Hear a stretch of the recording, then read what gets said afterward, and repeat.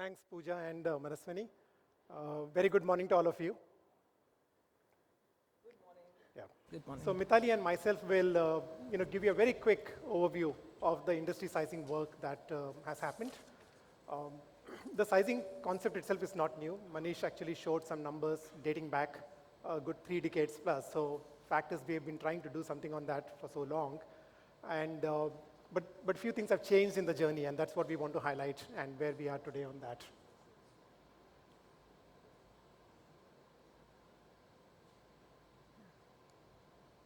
Some of you may be aware or probably have already gone through what is the ISOMAR Global Market Research Report.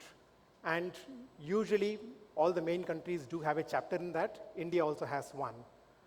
MRSI has been giving numbers for the global report every year. But prior to 2021, the approach was a little different. We would actually collate inputs from the key players, have some stakeholder discussions, deliberate on what could be a practical size of getting a fix on the domestic size of the market. It's not easy because the definition of MR and data itself is so broad and open, right? So that's how it was done till 2021. But in 2021, when we launched the FY 2021 report, it was taken up several notches all the way up. Yeah. So thanks to Sandeep, Manish, and everybody who's involved in that, I think the scale itself was so big. We got a lot more formalized approach and structure to how this has to be done. It's not just about the few industry players, which is in the custom market research, but there are also several allied partners out there. The approach to collating information from a financials perspective was also widened big time.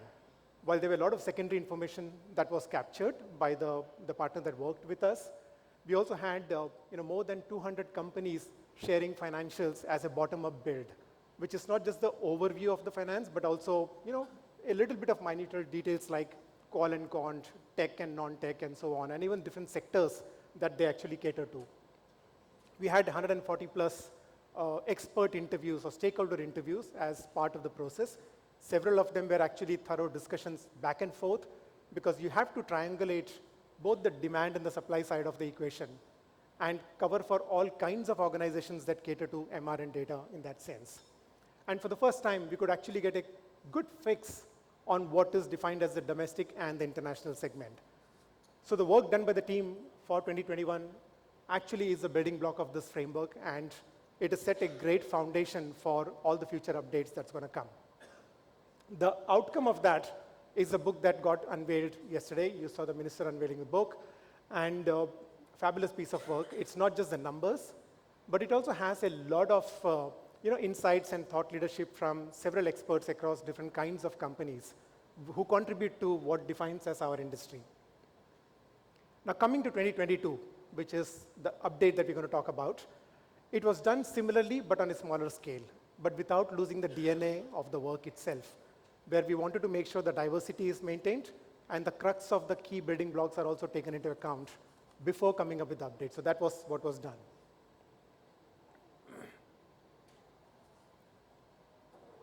I'm just going to touch upon a few stats, not the whole thing, because there are lots of stuff that's available in the entire report itself, but just to give you a glimpse of how our industry looks like. You've already heard from the minister about the size of the industry, right? So we are big. We are actually big, 2.7 billion, and we are the fourth largest in the world, after US, UK, China, and of course Australia just lags behind us. So this is a great achievement. And I mean, everybody out here and the rest of the teams should be proud of this. Yeah? And of course, it's built on the contribution from about 120, 130,000 people who are full-time associates with this industry. And there are several non-full-time or part-time associates as well. So fabulous. Even from a growth point of view, we all know COVID happened. There were ups and downs in terms of the business. But coming off the COVID rebound, I think we've grown very impressively, a 19% growth from the FY21 to FY22. And that puts us among the fourth fastest growing market within the APAC region. Other markets out there, they're growing, but of course they are on a very small scale. Yeah, I know some of you are curious about Mongolia and all this stuff, but it is very, very small market. Do not get excited about it. India is a place where everything is happening. Yeah. If we were to even grow at a 12 to 14% CAGR over the next few years, we are likely to cross a 4 billion mark by 2026.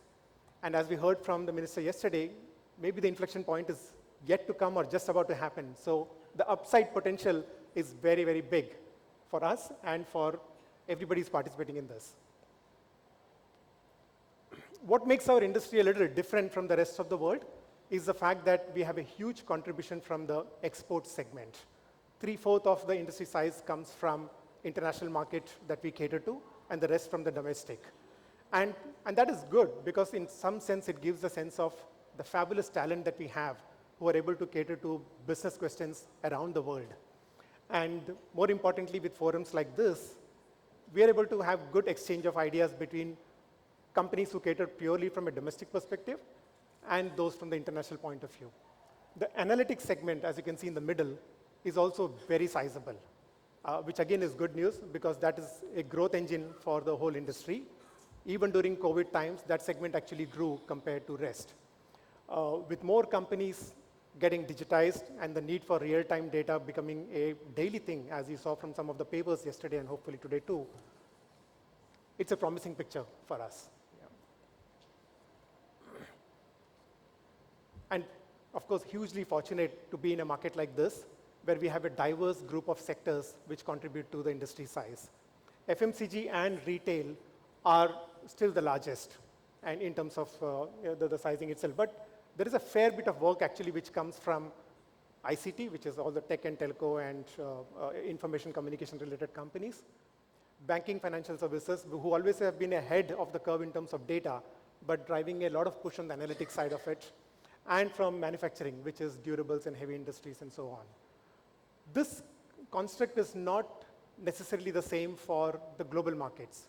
Because when we look at India build-up of the shares, which is what is shown here, and we look at the global build-up, it's a little different. India is obviously over-indexed on FMCG, durable, ICT, and banking and financial services. Whereas the Western markets have a lot more on the pharma, education, utilities, and media, and so on. I would think in the coming few years, the fact that the country is investing so much on pharma and healthcare and education, some bit of rebalancing will happen. And that will be an interesting thing to watch, both in terms of types of work and the shape of the industry itself. So those were the few highlights. There are a lot more details on the size of qualitative and the use of tech enablement and so on. I'm going to hand over to Mitali to talk about MR 3.0, what's coming ahead, and more importantly, the plan for the industry sizing initiative itself. Yeah. Thank you, Prashant. Before I get into the details of this, I think it's worth talking about the task that we had last year. We have like an amoeba-shaped industry. Every time you looked at it, the shape and contours and how you defined it were different. So we spent a lot of time. We were supported, of course, by our partners, Value Notes. Sandeep Arora had many sleepless nights. We had Sonali Kumar, who supported us, and also our expert committee, Mohan Krishnan, Joshajit, and Achyuta Ghosh from NASSCOM. So I think it's really important to take a minute for that, because if you reach a number like 2.3 billion or reach a number like 2.7 billion, you really need to know all the parts and how they're going to move in the near future and how they might completely morph in the mid or longer term. So I think the construct that we built was a really, really important part of what we did. We'll be sharing the report with all of you, so you can read this at leisure. But I think one of the things we needed to define also was to say that, every time you talk about, well, this is the future with the industry, somebody would say, but we're still doing a lot of field work. We're doing massive work for the government. So that was one of the reasons why we created a few constructs. One of them is how you break up the industry, and there's a little bit more on that on the second slide.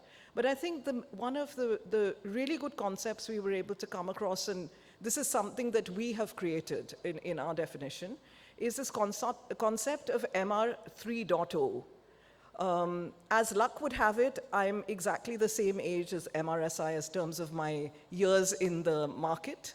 So I remember the era of the dinosaurs, as it were. So, you had the MR 1.0, which was, a lot to do with,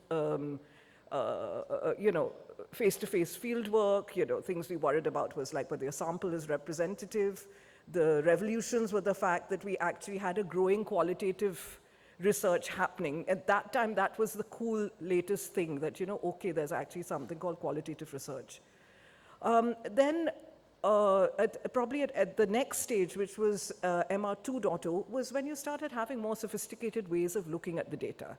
You had modeling, you had ways in which you could interpret the data. These were the builds that you had coming through. But we're at the cusp of what is MR 3.0, and I would actually claim for us in this room that we're not being led there. All of us in this room are actually leading this MR 3.0. And one of the things we defined also is to say, what is the Indian market? Is it, with the work we do for HUL, ITC, and these kind of people? But, there's so much work that's happening out of India. So the reason why the size is what the size is, because we have defined our industry as any work that happens out of India, irrespective of wherever that client might be. So about 75% of the work that happens is for clients who are outside the shores of India. And that includes, many multinational research users have their own captives and supports globally that work out of India. So I think this is a really, really important thing for us to understand. We're very clear of where we are. We're very proud of where we are. The next thing that we also talked about was to understand the kind of organizations. And these actually are, as you see, the very complicated green and blue graph on the side, is there's a lot of porosity between types of industries. So when we define this, we might, for example, go to TCS, and we'll have to identify that tiny sliver of their business, which actually is in the space of the kind of analytics that is done for marketing and commercial results, which is in our area. So I think that, again, is something that we are very conscious of, and we spent a lot of time on developing these constructs last year so that we're able to do quick updates and know that we're doing apples and apples. And, tomorrow if we have pears and grapes, at least we know what they are and we're able to define them. As you see, again, you can't see it too well, nearly every organization is doing other stuff. So if we had started off saying that Kantar, who's the great-great-grandparent of any research that's been done in this market, is traditional, you suddenly see that the kind of work they're doing is not really traditional. If I just take a sort of very personal kind of sampling that I have done since I've joined the MRSI, which is the Golden Key Award papers and the seminar synopses that come in. Most of these are very, very close to the edge of what we're calling MR 3.0. And, when you see the papers that are coming in from the Kantars, the Ipsos, the NielsenIQ, the Hansas, all the people who you would think were the, sending people running around with papers and pencils around the country to meet villagers, they're the ones who are absolutely very much part of this journey. The second thing that we also see is that I think nearly with every round that we call for submissions, you have one or two totally new startups that are doing brilliant work. You sort of say, oh my God, I'm so proud to be in this industry, and I'm so proud to see what young Indian startups and entrepreneurs are getting into and how they're rocking the world. So I think we really need to be very, very proud of this.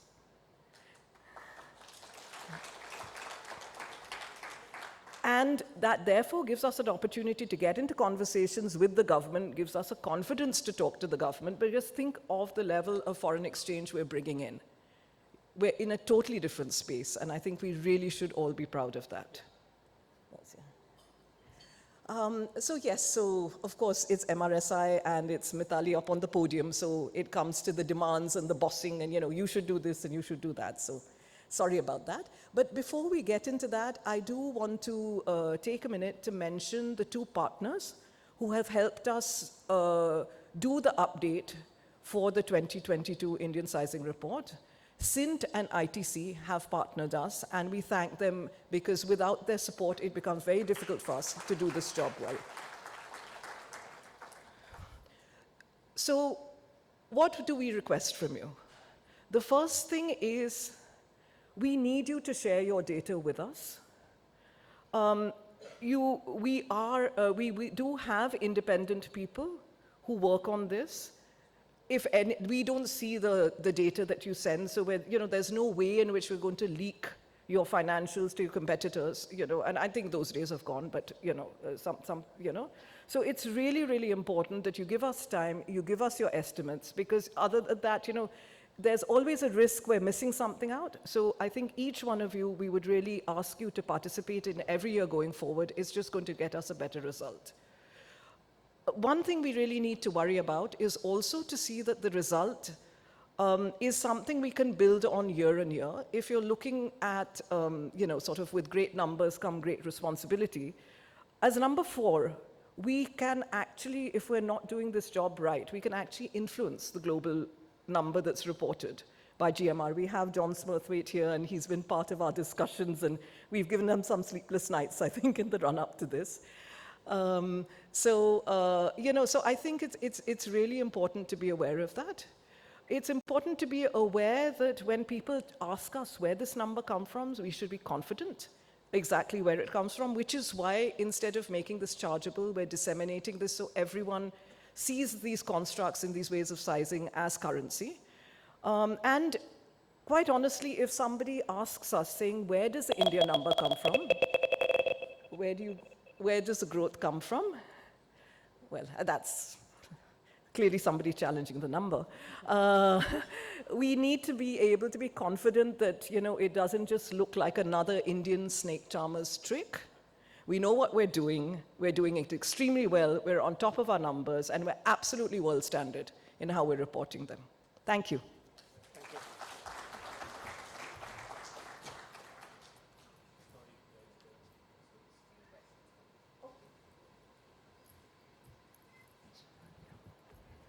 Thank you so much to both of you. But we have a couple of questions for you from the audience. The first one being, does government spends on MR or social research is this included in the estimate? Similarly, all development sector clients like BM, GF, UN, USAID, etc., if it is under others, which is only 9%, it seems low. The first part of the question, yes, it definitely is. But I think what we need to keep in mind is that the number we have is 75% international client. So how much of this UN work, etc., is being attributed to international clients is something that we need to get to the bottom of. I would suspect most of it is within domestic.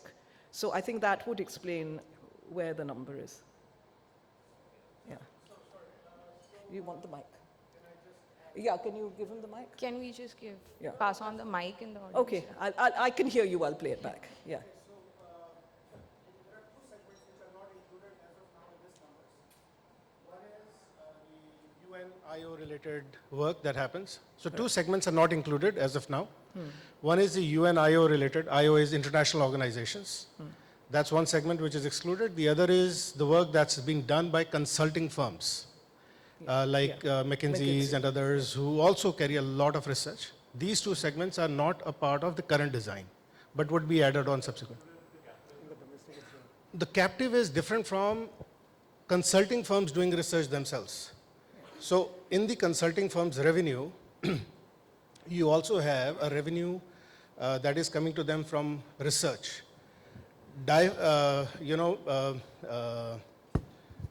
So dividing that was a challenge because we did not have visibility into the Indian segment of that.